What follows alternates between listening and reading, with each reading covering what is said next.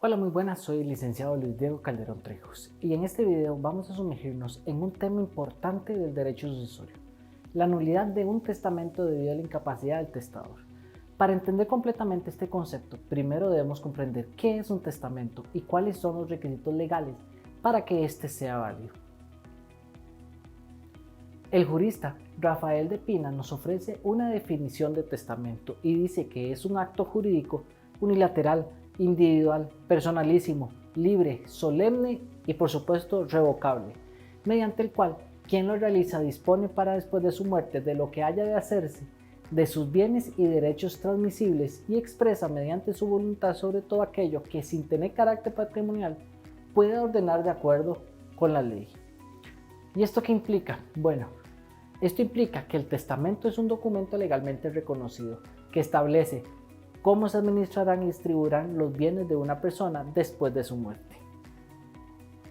Ahora vamos a explorar los requisitos legales para que un testamento sea válido. Estos requisitos incluyen la capacidad del testador, la voluntad libre y autónoma, la forma legal, la presencia de testigos y el contenido válido. Primero vamos a ver la capacidad del testador. Comencemos hablando sobre esta capacidad que según el artículo 590 del Código Civil, el testador debe ser moral y legalmente capaz al hacer el testamento y al abrirse la sucesión. Esto implica tener pleno ejercicio de las facultades mentales y no estar sujeto a incapacidad legal. La voluntad libre y autónoma. La voluntad del testador debe ser totalmente libre y autónoma, sin estar sujeta a coerción o influencia indebida a ningún vicio externo a su voluntad. La forma legal. La forma legal del testamento está establecida en los artículos 583 al 588 del Código Civil. Estos artículos describen las diversas formas de testamento y las formalidades para cada tipo. Veamos los testigos. Los requisitos relativos a los testigos se encuentran principalmente en los artículos 583 a 586. Específicamente se establece el número de testigos requeridos y las formalidades que estos deben seguirse. Ahora vemos el contenido válido. Aunque realmente no existe una normativa expresa sobre el contenido válido del testamento, este debe ser legalmente válido y no debe contravenir ninguna disposición legal aplicable. Ahora que entendemos los requisitos legales del testamento, vamos a profundizar en el tema principal, la nulidad del testamento por incapacidad del testador, explicando los siguientes conceptos. Definamos capacidad. Rafael de Pina nos dice que la capacidad es la aptitud para adquirir un derecho o para ejercerlo y disfrutarlo. En este contexto, es importante que el testador cuente con capacidad para testar, ya que, si bien el tema principal de este trabajo va dirigido a la nulidad del testamento por incapacidad del testador, la validez de este testamento está sujeta a varios requisitos, el cual nos enfocaremos en esta capacidad, ya que la incapacidad puede llevar a la nulidad del testamento, lo cual viene a plantear cuestiones legales y éticas las cuales merecen ser analizadas. De conformidad con el artículo 41 del Código Civil, este nos dice que los actos o contratos que se realicen sin capacidad volitiva y cognoscitiva serán relativamente nulos, salvo que la incapacidad esté declarada judicialmente, en cuyo caso serán absolutamente nulos. En este artículo se resalta la importancia de que el testador tenga la capacidad tanto cognoscitiva como volitiva al momento de realizar un testamento. La capacidad cognoscitiva implica comprender la naturaleza y las consecuencias del acto de testar, mientras que la capacidad volitiva se refiere a la capacidad de tomar decisiones de manera consciente y voluntaria. Es fundamental que el testador tenga la capacidad mental y la libertad para comprender y expresar su voluntad al otorgar un testamento, sin estar influenciado por errores, intimidación, coerción u otros factores que puedan afectar la validez del documento. Esta falta de capacidad puede resultar en una nulidad absoluta o relativa del testamento, según lo establecido en los artículos 835 y 836 del Código Civil. Vamos a ver los tipos de nulidad. Existen dos tipos de nulidad, nulidad absoluta y nulidad relativa. La nulidad absoluta ocurre cuando falta alguna condición esencial para la formación del acto, falta algún requisito o formalidad exigido por la ley, o cuando los actos son realizados por personas absolutamente incapaces. mientras que la nulidad relativa se produce cuando existen defectos en la formalidad del testamento. Entonces, podemos ver que la nulidad absoluta se aplicaría si el testamento se realiza sin las formalidades adecuadas, como la falta de testigos, o si el testador carece de la capacidad mental necesaria o es menor de 15 años. Por otro lado, la nulidad relativa podría aplicarse si hay algún defecto en la formalidad del testamento que afecte los intereses de las partes involucradas. Ahora bien, vamos a ver la capacidad para testar. Se establece que la capacidad para testar se basa en el pleno ejercicio de las facultades mentales y en no estar sujeto a incapacidad legal, como se estipula en el artículo 590 del Código Civil. Además, el artículo 591 nos dice que este se refiere a las situaciones en las que el testador carece de su sano juicio o es menor de 15 años, señalando que estas personas no tienen la capacidad para tomar decisiones testamentarias válidas debido a su falta de madurez necesaria. Entonces, a pesar de que no hay una normativa expresa sobre la nulidad del testamento en el Código Civil, se menciona en doctrina que ésta se fundamenta en la protección de la voluntad del testador y en garantizar que las disposiciones testamentarias reflejen sus deseos reales sin influencias externas que puedan viciar esta voluntad. Vamos a analizar ahora un poco de jurisprudencia. Podemos ilustrar este concepto con un ejemplo de la resolución número 408 del 2014. Esta resolución es el resultado de un proceso ordinario presentado por Medardo Villegas y otros contra la sucesión de Marco Villegas Bustos y otra parte. La demanda buscaba anular la disposición testamentaria de Marco, ya que realiza ante el notario Vicente el 2 de mayo del 2005, alegando que el testador carecía de capacidad cognoscitiva en el momento de otorgar el testamento. En el proceso se argumentó que Marco Villegas Bustos sufría de senilidad con pérdida de conducta y limitación severa de su capacidad cognoscitiva desde octubre del 2004, lo que impedía analizar y tomar decisiones. Se presentó como evidencia el informe del Dr. Mario Alberto Angulo, subdirector general de la Dirección de Administración del Hospital Enrique Baltodano Briceño de Liberia, que respaldaba estas afirmaciones.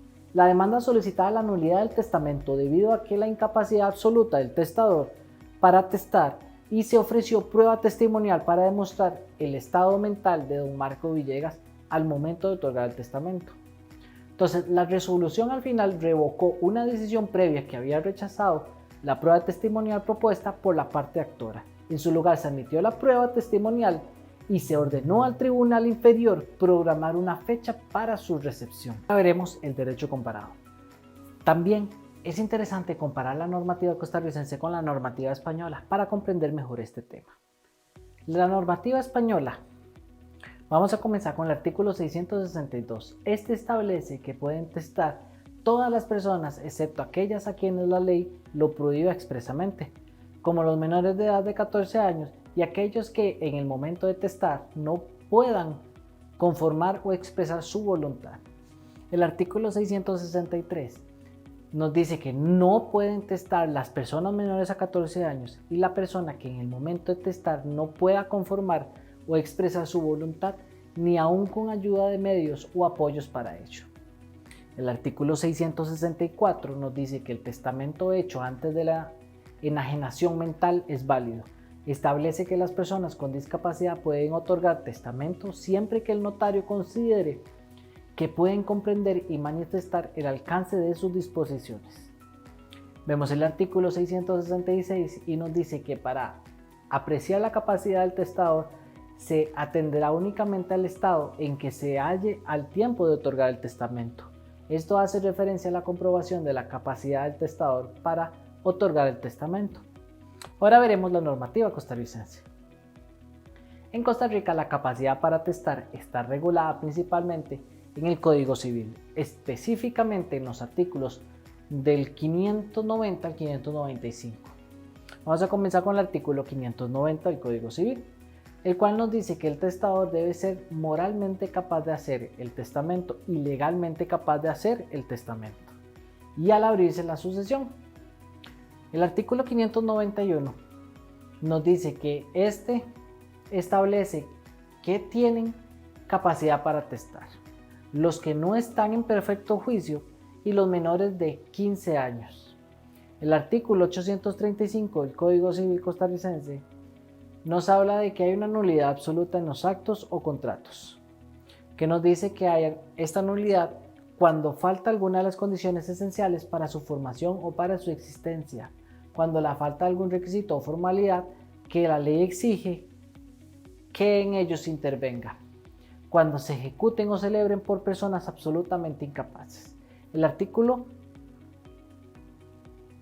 836 del Código Civil costarricense nos dice que hay nulidad relativa y acción para rescindir los actos o contratos cuando alguna de las condiciones esenciales para su formación o para su existencia es imperfecta o es irregular, cuando la falta de algunos de los requisitos o formalidades que la ley exige, teniendo en mira el exclusivo y particular interés de las partes, y cuando se ejecutan o celebran por personas relativamente incapaces. Ahora hagamos una comparación de ambos. Entonces, vemos que en cuanto a ambas normativas se puede analizar que en estas se establecen condiciones para la capacidad de testar, prohibiendo la capacidad para menores de edad similares, que en España son menores de 14 años y en Costa Rica son menores de 15 años, y aquellos que no pueden expresar su voluntad. La normativa española incluye disposiciones específicas sobre la nulidad de disposiciones testamentarias en favor de ciertas personas, mientras que la normativa costarricense aborda la nulidad de actos o contratos en un contexto más general. Esta comparación resalta las similitudes y diferencias entre la regulación de la capacidad para testar y de la nulidad de actos o contratos entre la normativa española y la normativa costarricense. El proceso de otorgamiento de un testamento es esencial en el ámbito sucesorio, ya que permite expresar los deseos sobre la distribución de bienes tras el fallecimiento. Sin embargo, su validez depende de la capacidad del testador para otorgarlo, tanto mental como volitivamente. Costa Rica establece requisitos específicos para la capacidad del testador y contempla situaciones donde su incapacidad puede llevar a la nulidad del testamento. Por ejemplo, se prohíbe que menores de 15 años testen y aquellos sin capacidad mental o legal no pueden otorgar un testamento válido. La nulidad del testamento por incapacidad del testador puede ser absoluta o relativa, dependiendo de si falta una condición esencial para su formación o si existen defectos en la formalidad que afecte los intereses de las partes involucradas. El objetivo de esta nulidad es proteger la voluntad del testador y asegurar que las disposiciones testamentarias reflejen fielmente sus deseos reales. Por tanto, es crucial que los tribunales analicen cuidadosamente cada caso antes de tomar una decisión al respecto. En síntesis, la nulidad del testamento por la incapacidad del testador es un tema complejo que requiere un análisis detallado de cada situación para garantizar el respeto a los derechos del testador y a la integridad del proceso sucesorio. Para la elaboración de este trabajo de investigación, yo me enfoqué en las siguientes fuentes bibliográficas. Utilicé el Manual de Derecho Sucesorio de Vargas Soto. Utilicé el Diccionario de Derecho de Rafael de Pina. Utilicé, por supuesto, el Código Civil de Costa Rica.